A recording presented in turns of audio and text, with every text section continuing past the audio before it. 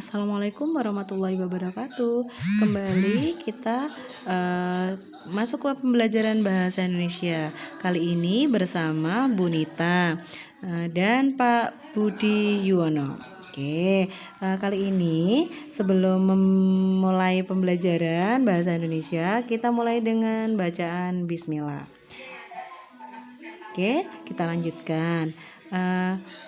Anak-anak silakan menyiapkan buku paketnya yang berwarna biru seperti ini ya. Kemudian kita akan masuk ke mengidentifikasi jenis teks deskripsi. Nah, di halaman 8 di sini ada tentang jenis teks deskripsi. Kita langsung menuju ke kotak info di sini. Nah, jenis teks deskripsi ditinjau dari bentuknya, teks deskripsi dibedakan menjadi dua kategori, yaitu teks deskripsi yang berdiri sendiri sebagai teks dan teks deskripsi yang menjadi bagian teks lain atau cerpen, novel, lagu, iklan, dan lain-lain. Ada pertanyaan mungkin, teks yang berdiri sendiri itu gimana ya? Teks deskripsi yang menjadi bagian teks lain itu bagaimana? Nah, teks deskripsi yang berdiri sendiri misalnya kalian mendeskripsikan tentang gedung SMP Negeri 2 Muntilan. Gerbangnya ada berapa? Kelasnya ada berapa? Kemudian warna temboknya apa ya? Kemudian ruang kantornya di mana, labnya di mana, kalian gambarkan di situ. Nah, itu adalah teks deskripsi yang berdiri sendiri. Sekarang teks deskripsi yang menjadi bagian teks lain bagaimana? Misalnya, di dalam sebuah cerpen, di situ ada tentang atau menceritakan tentang Pantai Parangtritis di dalam cerpen itu. Diceritakan tentang indahnya Pantai Parangtritis, kemudian tentang ombaknya, tentang pasirnya, tentang pohon nyiurnya, misalnya begitu. Maka teks deskripsi yang ada di dalamnya itu termasuk teks deskripsi yang menjadi bagian teks lain. Yang selanjutnya ada mendaftar ciri penggunaan bahasa pada teks deskripsi. Nah, untuk mendaftar ciri penggunaan bahasa pada teks deskripsi, di sini kita akan mengenal tentang sinonim. Nah, dulu waktu di SD sudah disampaikan tentang sinonim, kata khusus, kata umum ya. Di sini ada. Misalnya ada teks deskripsi menggunakan sinonim kata yang bermakna khusus. Misalnya mau ngomongin hitam, tapi Pak menggunakan kata legam, pemilihannya kata legam begitu.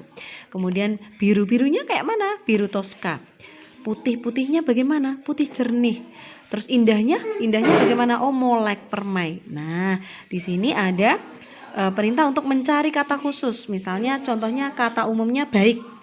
Kata khususnya baiknya seperti apa ya? Oh, ramah begitu. Kata umumnya menggerakkan. Menggerakkan itu dengan cara apa? Kata khususnya ada salah satunya mengibaskan. Kemudian kata umumnya bentuk. Ya, kata khususnya bentuk tuh yang bagaimana begitu. Indahnya bagaimana? Nah, dituliskan di sini ya. Tetapi itu dilewatkan dulu. Nah, sekarang kita ke ciri kebahasaan, penggunaan kebahasaan yang kedua, menggunakan kalimat berisi penjelasan terperinci untuk mengkonkretkan. Apa sih maksudnya, Bu, itu? Gitu. Di sini memerinci untuk jelaskan secara detail, itu mengkonkretkan. Jadi orang-orang yang membaca teksmu itu seolah-olah membayangkan gitu. Misalnya di sini ada kalimat ibuku orang yang sangat baik. Nah, di situ bagaimana baiknya? Orang kalau mikir baik itu umum sekali. Baiknya kayak mana? Nah, di sini kalimat perinciannya adalah baiknya itu berusaha menolong semua orang. Dia ramah dan tutur katanya lembut kepada siapa saja. Nah, yang kedua, ayahku orang yang sabar. Sabarnya bagaimana? Dituliskan di sini.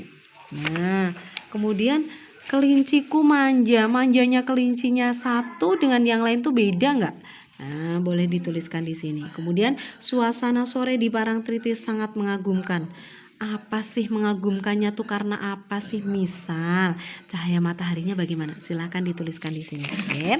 Nanti kalian tuliskan dari mulai ayahku yang sabar, kemudian kelinciku manja, suasana sore di Parangtritis gitu ya. Kita lanjutkan. Di sini ada daftarlah semua kalimat yang membuat kamu seakan melihat, mendengar dan merasakan objek yang dideskripsikan. Gitu. Mana ya? Misalnya ini, seolah-olah atau seakan-akan dapat dilihat. Apa sih yang dapat dilihat itu? Kulitnya kuning langsat. Misalnya ngomongin tentang bapak. Oh, ternyata kulitnya kuning langsat, dapat dilihat. Rambutnya bagaimana? Kemudian kakinya bagaimana? Kemudian jari-jarinya bagaimana? Boleh. Kemudian yang ini seakan dapat didengar. Dapat didengar berarti menggunakan panca indera pendengaran, yaitu telinga ya. Silakan kalian dituliskan di sini. Sesuai apa sih, Bu? Sesuai dengan teks-teks yang ada di depan. Ya, sesuai dengan teks-teks yang ada di depan. Ada Parangtritis, kemudian ada ayah, ada ibu, dan Bagas Kelinciku. Nah, di sini seakan dapat dirasakan. Nah, apa aja sih di situ? Contohnya, rasa hangat berbaur dengan lembutnya hembusan angin sore melingkupi seluruh tubuh, seolah-olah dapat dirasakan begitu. Nah, dari situ kita sudah mulai masuk tuh. Oh, bagaimana sih teks deskripsi gitu. Bagaimana membuat teks kamu itu nanti bisa dilihat oleh orang lain, seolah-olah bisa dilihat oleh orang lain, bisa didengar oleh orang lain, bisa dirasakan oleh orang lain. Nah, anak-anakku, nanti kalian mengisi bagian-bagian ini, kemudian cari kata umum dan kata khusus. Di sini diisi aja. Ini kan ada 1, 2, 3, 4, 5, 6. Nah, nanti dilengkapi menjadi 10, diambilkan dari teks yang ada di depan ya. Teks ini ya. Teks ini. Parangtritis, kemudian ada ayah ya. Kemudian ada ibu, Bagas ini.